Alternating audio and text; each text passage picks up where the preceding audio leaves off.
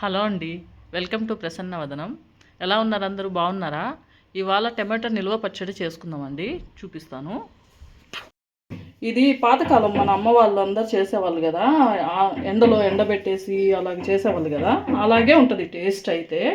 కానీ ఇది easy method అనమాట. అంత మనము ఎండబెట్టి అన్ని రోజులు వెయిట్ చేయని అవసరం లేదు. ఇన్స్టెంట్గా త్వరగా చేసుకోవచ్చు. కానీ నిలువ కూడా ఉంటుంది, ఎన్ని రోజులైనా ఉంటుంది అలాగే. కాకపోతే మనము అంత నీట్గా తడి లేకుండా చేసుకోవాలన్నమాట. టేస్ట్ కూడా అలాగే ఉంటుంది. ప్రాసెస్లోకి వెళ్ళిపోదామండి.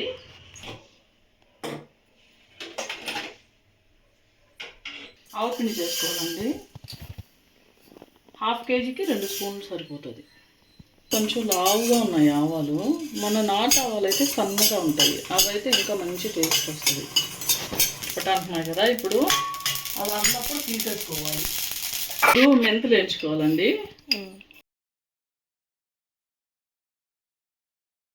మెంతులు సరిగా వేగకపోతే చేదు వస్తుంది. మెంతులు బాగా వేయించుకోవాలి.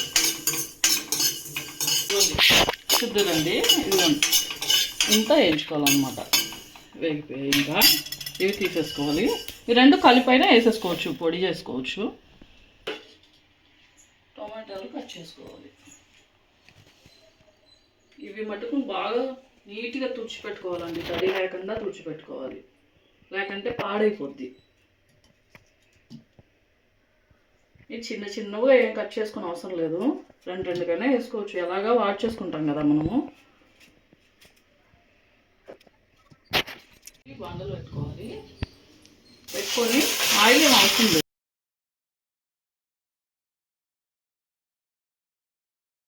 నిమ్మకాయ సైజ్ అంతా చింతపండు తీసుకోవాలి. ఇదేమి నానబెట్టుకునే అవసరం లేదు, మామూలు పచ్చళ్ళలాగా. టమాటాలు వాడాక దాంట్లోనే వేసుకొని ఉడకబెట్టుకోవాలి మనం. దీనికి పీచు అవి ఉంటాయి చింతపండులో, పీచు ఏమైనా గింజలు అలా ఉన్నప్పుడు అవన్నీ తీసేసుకోవాలి. తీసుకొని నీట్గా చేసుకొని పెట్టుకోవాలి. టమాటాలు వాడడమే లేట్ అండి, టమాటాలు వాడాలి బాగా. ఇట్లా వాడపండు దీని మీద ఇట్లాగే వేసేసి పైన ఇది బాగా వాడాక మనం తీసుకున్న చింతపండుని దీని మీద ఇలా పెట్టేసేయాలి. ఆ హీట్కి అది ఉడికిపోద్ది. ఇలా పెట్టేసి కొద్దిసేపు ఉడకబెట్టుకోవాలి.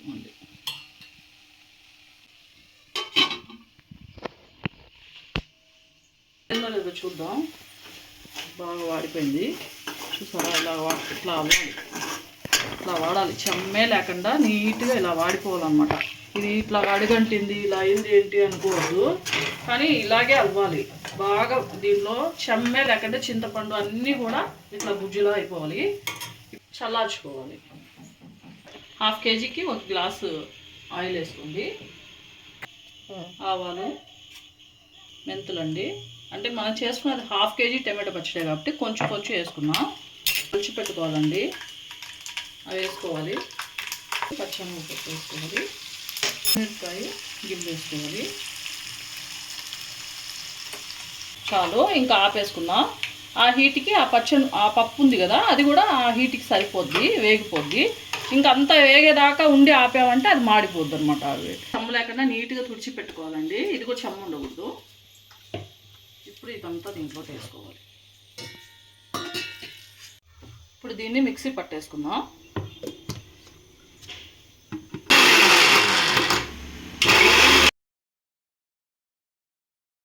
ఇప్పుడు నేను టీ గ్లాస్తో వేస్తానండి. టీ గ్లాసు మీ దగ్గర అందరి దగ్గర, నా దగ్గర ఉండే టీ గ్లాస్ సైజే ఉండదు కదా, అందుకనేసి అందరి దగ్గర కరెంటు కుక్కర్ కప్పు అందరి దగ్గర ఉంటుంది కాబట్టి దీంతో ఎలా ఎంత వేసుకోవాలో క్వాంటిటీ మీకు చెప్తున్నాను. దీంతో చూపిస్తాను మెజర్మెంట్స్. సాల్ట్, కారం ఎంత వేసుకోవాలో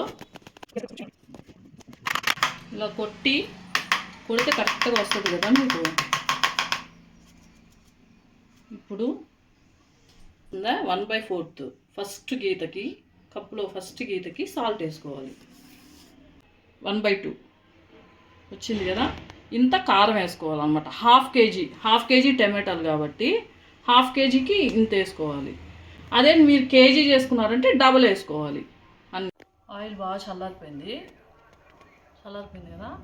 వేడిగా అయితే వేసుకోకూడదండి, చల్లారాకే వేసుకోవాలి. ఇప్పుడు దీంట్లోనే మనం ఏమేమి వేసుకోవాలో అన్నీ దీంట్లో ఆయిల్లో కలుపుకోవాలి. సాల్ట్, ఆవపిండి, స్పూను పసుపు కలుపుకోవాలి. ఫస్ట్ పచ్చిశనగపప్పు మీ ఇష్టం, వేసుకుంటే వేసుకోవచ్చు, లేకంటే లేదు, మీ ఇష్టం అండి. ఇప్పుడు మనం మిక్సీకి వేసుకున్నాం కదా ఈ పేస్టు, టొమాటో పేస్టు, దీంట్లో కలుపుకోవాలి.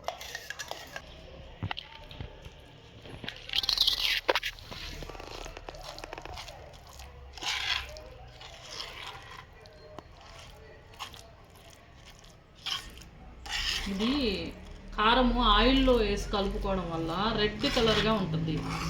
మిక్సీలో వేసుకున్నారంటే ఇది టమాటా గుజ్జుతోటే వేసుకుంటే అది కలర్ మారుతుంది. ఆయిల్లో వేసుకొని కలుపుకొని కారాన్ని దీంతో ఇట్లా కలుపుకుంటే రెడ్గా ఉంటుంది అన్నమాట.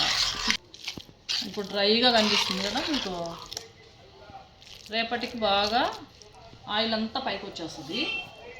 ఉప్పు కారాలు అన్నీ కరెక్ట్గా సరిపోతాయి. ఒకవేళ సరిపోకపోతే ఈ టైంలో అడ్జస్ట్ చేసుకోవచ్చు. మాకైతే కరెక్ట్గా అన్నీ సరిపోయాయి.